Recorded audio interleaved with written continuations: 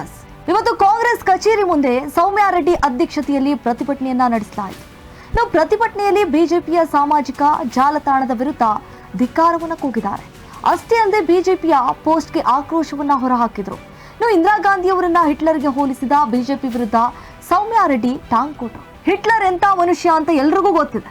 ಒಂದು ಸಮುದಾಯಕ್ಕಾಗಿ ಹೇಗೆ ಬೇರೆ ಸಮುದಾಯದ ಜನರನ್ನ ಕೂಡಿ ಹಾಕಿ ಕೊಂದಿದ್ದ ಅಂತ ಇಡೀ ದೇಶವೇ ಇಂದಿರಾ ಗಾಂಧಿಯನ್ನ ಉಕ್ಕಿನ ಮಹಿಳೆ ಅಂತ ಕೊಂಡಾಡಿದೆ. ಅಟಲ್ ಬಿಹಾರಿ ವಾಜಪೇಯಿ ಅವರು ಇಂದಿರಾ ಗಾಂಧಿಯನ್ನ ದುರ್ಗಿ ಅಂತ ಕೊಂಡಾಡಿದರು. ಕಳೆದ 11 ವರ್ಷದಿಂದ ಬಿಜೆಪಿ ಅಘೋಷಿತ ಎಮರ್ಜೆನ್ಸಿ ಭಾರತದಲ್ಲಿ ಇದೆ ಅಂದ್ರು. ಇನ್ನು RSS ನವರ ಹೇಳಿಕೆಯು ಸಂವಿಧಾನ ವಿರುದ್ಧವಾಗಿದೆ. ಅಷ್ಟೇ ಅಲ್ಲದೆ ಬಿಜೆಪಿಯವರು 400 ಬಂದ್ರೆ ಸಂವಿಧಾನವನ್ನ ಬದಲಾಯಿಸ್ತೀವಿ ಎಂಬ ಹೇಳಿಕೆ ಸಹ ಕೊಟ್ಟಿದ್ರು. ಬಿಜೆಪಿಯವರು ಸಮಾನತೆಯನ್ನ ಒಪ್ಪುವುದಿಲ್ಲ, ಸಮಾಜವಾದ ಜಾತ್ಯತೀತ ಎಂದ್ರೆ ಆಗುವುದಿಲ್ಲ. ಇವತ್ತಿನ ದೇಶದ ಪರಿಸ್ಥಿತಿ, GDP, ಮಹಿಳೆಯರ ಮೀಸಲಾತಿ, ಆರ್ಥಿಕ ಪರಿಸ್ಥಿತಿ ಎಲ್ಲವೂ ಹಾಳಾಗಿ ಹೋಗ್ಬಿಟ್ಟಿದೆ. ಮಣಿಪುರದಲ್ಲಿ ನಡೆದ ಘಟನೆ ಸ್ಥಳಕ್ಕೆ ಭೇಟಿ ಕೊಟ್ಟಿಲ್ಲ ಅಂದ್ರೆ ಇವರ ಆಡಳಿತ ಹೇಗಿದೆ ಅಂತ ಇಡೀ ದೇಶಕ್ಕೆ ಗೊತ್ತಾಗಿದೆ. ಕರ್ನಾಟಕ ಪ್ರದೇಶ ಮಹಿಳಾ ಕಾಂಗ್ರೆಸ್ ಇಂದ ಮಹಿಳೆಯರು ಎಲ್ಲರೂ ಇವತ್ತು ಬೀದಿಗೆ ಇಳಿದು ನಾವು ಪ್ರತಿಭಟನೆ ಮಾಡ್ತಾ ಇದ್ದೀವಿ. ಯಾಕೆ ಅಂದರೆ 2 ದಿವಸ ಹಿಂದೆ ನಾವು ನೋಡಿದ್ದೀವಿ, BJP ಸಾಮಾಜಿಕ ಜಾಲತಾಣದ ಹ್ಯಾಂಡಲ್ಲು, ಸೋಷಿಯಲ್ ಮೀಡಿಯಾ ಹ್ಯಾಂಡಲಲ್ಲಿ ಇಂದಿರಾ ಗಾಂಧಿನ ಹಿಟ್ಲರ್ಗೆ ಹೋಲಿಸಿದ್ರು.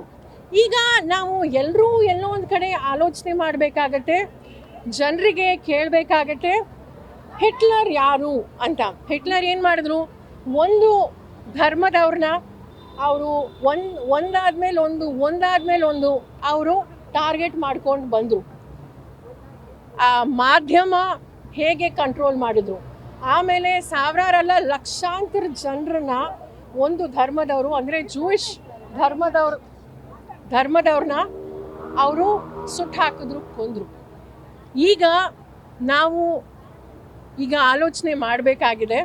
11 ವರ್ಷದಿಂದ BJP, ಈಗ 1.5 ವರ್ಷದಿಂದ BJP NDA ಸರ್ಕಾರ ಇದೆ. ನಮ್ಮ ಇಡೀ ಪ್ರಪಂಚದಲ್ಲಿ ನಾವು ಉಕ್ಕಿನ ಮಹಿಳೆ ಅಂತ ಹೆಸರು ತಗೊಂಡ ಒಬ್ಬ ನಮ್ಮ ಹೆಮ್ಮೆಯ ಪ್ರಧಾನಮಂತ್ರಿ ಆದಂಥ ದಿವಂಗತ ಇಂದಿರಾ ಗಾಂಧಿ ಅವರು.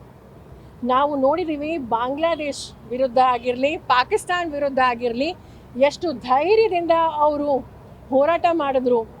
ಮತ್ತು ಏನೇನಾಯಿತು ಅಂತ ಇತಿಹಾಸ ಎಲ್ರಿಗೂ ಗೊತ್ತಿದೆ. ಆಗ ಆಪೋಸಿಷನ್ ಲೀಡರ್ ಆದಂಥ ಅಟಲ್ ಬಿಹಾರಿ ವಾಜಪೇಯಿ ಅವರು ಅವ್ರನ್ನ ದುರ್ಗಾದೇವಿ ಅಂತ ಕರೆದ್ರು. ಆಮೇಲೆ ಬೇರೆ ದೇಶಗಳಲ್ಲೂ ಸಹ ಆಗ US ಪ್ರಧಾನಮಂತ್ರಿ ಪ್ರೆಸಿಡೆಂಟು ಪ್ರತಿಯೊಬ್ಬ ದೇಶದ ಪ್ರೆಸಿಡೆಂಟ್ ಆಗಿರಲಿ, ಪ್ರೈಮ್ ಮಿನಿಸ್ಟರ್ ಆಗಿರಲಿ, ನಮ್ಮ ದೇಶದ ಬಗ್ಗೆ ಗೌರವ ಇತ್ತು, ಭಯ ಇತ್ತು. ಆದರೆ ಈಗ ನಾವು ನೋಡ್ತಾ ಇದ್ದೀವಿ, ನಮಗೆ ಮೊನ್ನೆ ಪಹಲ್ಗಾಮ್ ಆದಮೇಲೆ ಏನಾಯಿತು ಅಂತ ನಾವು ನೋಡಿದ್ವಿ. ಟ್ರಂಪ್ ಅವರು ಹೇಳಿದ್ದಾದಮೇಲೆ ಈ ಯುದ್ಧ ಆಪರೇಷನ್ ಸಿಂಧೂರ್ ಸ್ಟಾಪ್ ಮಾಡಬೇಕಾಗಿರೋ ಪರಿಸ್ಥಿತಿ ಬಂತು. ಇಷ್ಟು ವರ್ಷ 11 ವರ್ಷ ಇಡೀ ಪ್ರಪಂಚ ಸುತ್ತಿ ಎಲ್ಲರನ್ನೂ ತಬ್ಬಿಕೊಂಡು ಏನು ಪ್ರಯೋಜನ ಅಂತ ನಾನು ಕೇಳಕ್ಕೆ ಬಯಸ್ತೀನಿ. ಆಮೇಲೆ ನಮ್ಮ ಉಕ್ಕಿನ ಮಹಿಳೆ ಇಂದಿರಾ ಗಾಂಧಿಯವರು ಒಬ್ಬ ಬಡವರಾಗಿರಲಿ, ಮಧ್ಯಮ ವರ್ಗದವರಾಗಿರಲಿ, ದೇಶದ ಪ್ರತಿಯೊಬ್ಬ ನಾಗರಿಕರು, ವಿಶೇಷವಾಗಿ ಪ್ರತಿಯೊಬ್ಬ ಧರ್ಮದವರು, ಜಾತಿಯವ್ರಿಗೆ ಸಮಾನತೆ ಇರಬೇಕು ಅಂತ ಅವರು ಹೋರಾಟ ಮಾಡಿದವರು. ದತ್ತಾತ್ರೇಯ ಹೇಳಿಕೆಯನ್ನ ನಾವು ಒಪ್ಪುವುದಿಲ್ಲ, RSS ನವರು ಎಂದಿಗೂ ಸಂವಿಧಾನವನ್ನ ಒಪ್ಪುವುದಿಲ್ಲ. ಇವರು ಅಜೆಂಡಾ ಎಲ್ರಿಗೂ ಗೊತ್ತಿದೆ. ಇದನ್ನ ನಾವು ನಮ್ಮ ಕಾಂಗ್ರೆಸ್ ಪಕ್ಷ ಇದರ ವಿರುದ್ಧ ಇದ್ದೇವೆ ಅಂತ ಅಂದ್ರು. ಇನ್ನು ಇಂದಿರಾ ಗಾಂಧಿ ಬಗ್ಗೆ ಮಾತನಾಡುವಂತಹ ನೈತಿಕತೆ ಬಿಜೆಪಿಗಿಲ್ಲ. ಎಮರ್ಜೆನ್ಸಿ ಮಾಡಬಾರ್ದಿತ್ತು, ಆಗ ಹೋಗ್ಬಿಟ್ಟಿದೆ. ಇಷ್ಟು ವರ್ಷಗಳಾದ ಮೇಲೆ ಮಾತನಾಡ್ತೀರಾ ಅಂದ್ರೆ ಇವರು ಸರ್ವಾಧಿಕಾರ ಮುಚ್ಚಿಕೊಳ್ಳೋಕೆ ಇದನ್ನ ಮಾಡ್ತಿದ್ದಾರೆ ಅಂತ ಅರ್ಥ. ಇನ್ನು ಹೊಸಬಾಳೆ RSS ನಂಬರ್ 1 ಆಗಬೇಕು. ಅವರು ಕರ್ನಾಟಕದ ಸಾಗರದವರು. ಸರಸಂಘ ಚಾಲಕರಾಗೋಕೆ ಈ ರೀತಿ ಹೇಳದಂತಿದೆ. ಇಂತಹ ಜವಾಬ್ದಾರಿ ಹೇಳಿಕೆ ಕೊಡಬೇಡಿ ಅಂತ ದತ್ತಾತ್ರೇಯ ಹೊಸಬಾಳೆ ವಿರುದ್ಧ ಉಗ್ರಪ್ಪ ವಾಗ್ದಾಳಿಯನ್ನ ನಡೆಸಿದ್ರು. ಇನ್ನು ಕೇಂದ್ರ ಸರ್ಕಾರ ವೈಫಲ್ಯವನ್ನ ಮುಚ್ಚೋಕೆ ಈ ರೀತಿ ಹೇಳಿಕೆ ಕೊಟ್ಟಿದ್ದಾರೆ. ಸಂವಿಧಾನ ರಚನೆ ವೇಳೆಯೂ ವಿರೋಧಿಸಿದ್ರು. ಹೊಸಬಾಳೆ ವಿಷಯ ಚರ್ಚೆ ಆಗಬೇಕು, ಇದರ ವಿರುದ್ಧ ನಾವು ಹೋರಾಟವನ್ನ ಮಾಡ್ತೇವೆ ಅಂತ ಹೇಳಿದ್ರು. ರಾಷ್ಟ್ರಧ್ವಜವನ್ನ ಕೊಟ್ಟಿದ್ದು ಕಾಂಗ್ರೆಸ್. RSSಗೆ ಸಂವಿಧಾನದ ಮೇಲೆ ವಿಶ್ವಾಸ ಇಲ್ಲ, ಮನುಧರ್ಮದ ಮೇಲೆ ಅವರಿಗೆ ವಿಶ್ವಾಸ. RSS ಶಾಖೆಗಳಲ್ಲಿ ಜನಗಣಮನ ಹೇಳ್ತೀರಾ, ನಿಮ್ಮ ಕಚೇರಿ ಮೇಲೆ ರಾಷ್ಟ್ರಧ್ವಜ ಹಾಕಿದ್ದೀರಾ? ಶ್ರೇಣೀಕೃತ ಜಾತಿ ವ್ಯವಸ್ಥೆಗೆ ಘೋಷಿಸುವವರು ಹೊಸಬಾಳೆ ಮಾತಿಗೆ ಪ್ರಧಾನಿಯವರು ಉತ್ತರವೇನು ಅಂತ ಮೋದಿಗೆ ಉಗ್ರಪ್ಪ ಪ್ರಶ್ನೆ ಮಾಡಿದ್ರು. ಮೊದಲನೇದು 1975ರ ಜೂನ್ 25ನೇ ತಾರೀಕೇನು ಎಮರ್ಜೆನ್ಸಿ ಡಿಕ್ಲೇರ್ ಆಯಿತು. ಅದು ಮೊನ್ನೆ 25ಕ್ಕೆ ಜೂನ್ 25ಕ್ಕೆ 50 ವರ್ಷಗಳಾಗಿದ್ದಾವೆ. 50 ವರ್ಷಗಳಿಂದ ಭಾರತೀಯ ಜನತಾ ಪಾರ್ಟಿ ಮತ್ತು RSSನವರು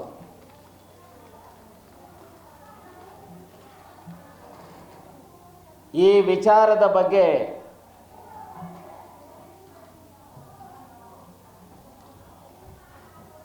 ಹೆಚ್ಚು ಮಾತನಾಡದೇ ಇರುವಂಥವ್ರು ಈಗ ಅದಕ್ಕೆ ಹೆಚ್ಚು ಮಾತನಾಡಲಿಕ್ಕೆ ಹೊರಟಿದ್ದಾರೆ.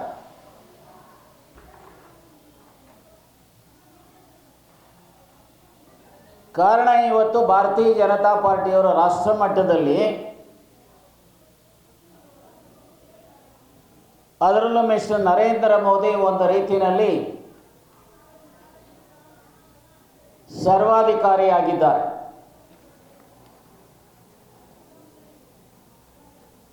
ಒಂದು ರೀತಿ ಅನ್ಡಿಕ್ಲೇರ್ಡ್ ಎಮರ್ಜೆನ್ಸಿ ಈ ದೇಶದಲ್ಲಿದೆ.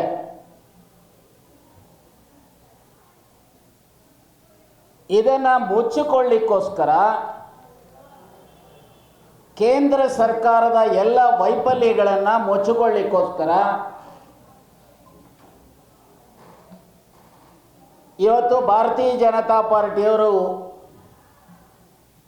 ಒಂದು ರೀತಿಯಲ್ಲಿ ಇದನ್ನು ಮೂಮೆಂಟ್ ರೀತಿಯಲ್ಲಿ ಕೆಸರೇರಿಸ್ತಕ್ಕಂಥ ಪ್ರಯತ್ನ ಮಾಡ್ತಾ ಇದ್ದಾರೆ.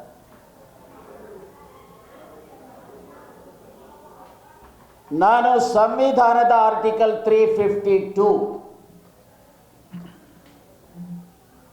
ಸಂವಿಧಾನದಲ್ಲಿ ಅವಕಾಶ ಇದ್ದದನ್ನು ಬಳಸಿಕೊಂಡು ಅವತ್ತು ದೇಶದ ಪರಿಸ್ಥಿತಿಯ ಹಿನ್ನೆಲೆಯಲ್ಲಿ ಎಮರ್ಜೆನ್ಸಿ ಡಿಕ್ಲೇರ್ ಮಾಡಿದ್ದು. ನಾನು ಸಹ ಎಮರ್ಜೆನ್ಸಿನಲ್ಲಿ ಸುಮಾರು 17 ತಿಂಗಳ ಕಾಲ ಜೈಲಲ್ಲಿ ಇದ್ದಂಥ. ಆದರೆ ಇವತ್ತೇನು ರಾಜಕೀಯ ವ್ಯಕ್ತಿಗಳಿಗೆ ಜೈಲಿಗೆ ಹಾಕಿದ್ರು ಅನ್ನೋದು ಬಿಟ್ಟರೆ, ಇವತ್ತೇನು ರಾಜಕೀಯ ವ್ಯಕ್ತಿಗಳಿಗೆ ED, ಇನ್ಕಮ್ ಟ್ಯಾಕ್ಸ್, CBI ಇನ್ನಿತರ ಬಳಕೆ ಮಾಡಿಕೊಂಡು ರಾಜಕಾರಣಿಗಳನ್ನು ಮುಗಿಸ್ತಕ್ಕಂಥ ಹುನ್ನಾರ ಏನು ಇವತ್ತು ನಡೀತಾ ಇದೆ, ಆ ರೀತಿಯ ಪ್ರಯತ್ನ ಎಂದೂ ಸಹ ಎಮರ್ಜೆನ್ಸಿಯಲ್ಲಿ ಆಗಿರಲಿಲ್ಲ.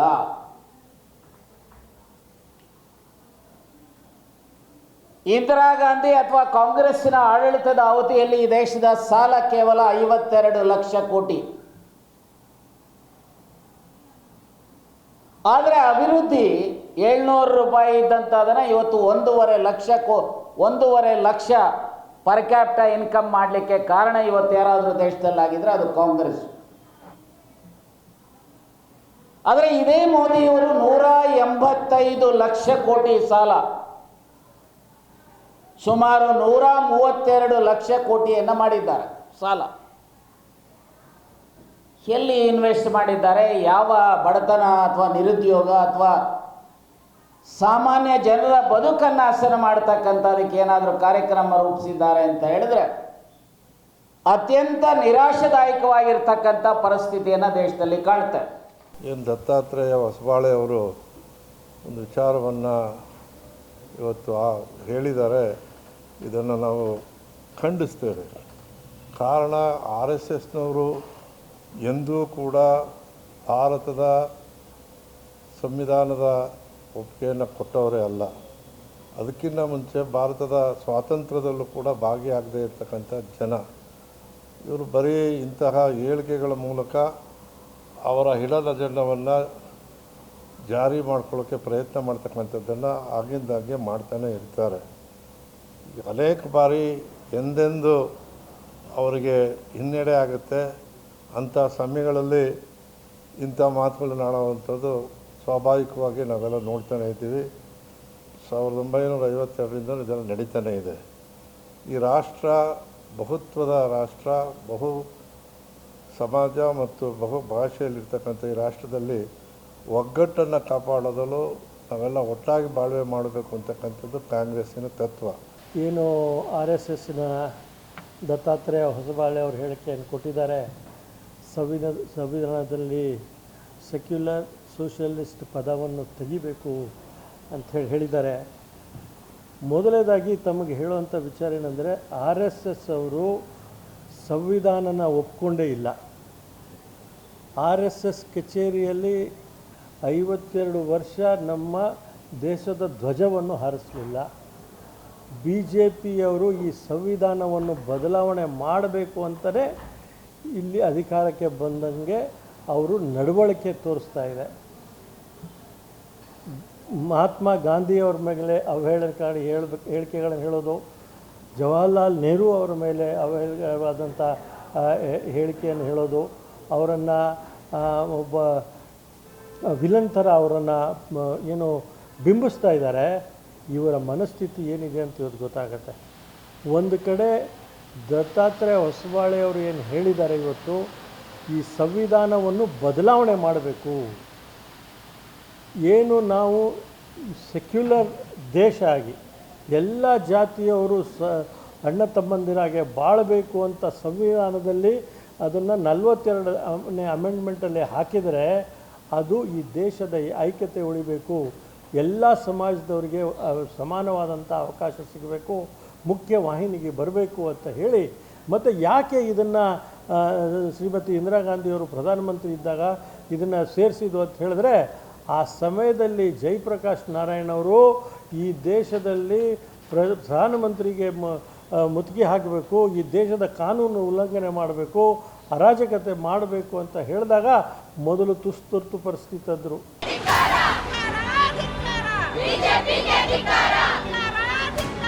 ಬಿಜೆಪಿಗೆ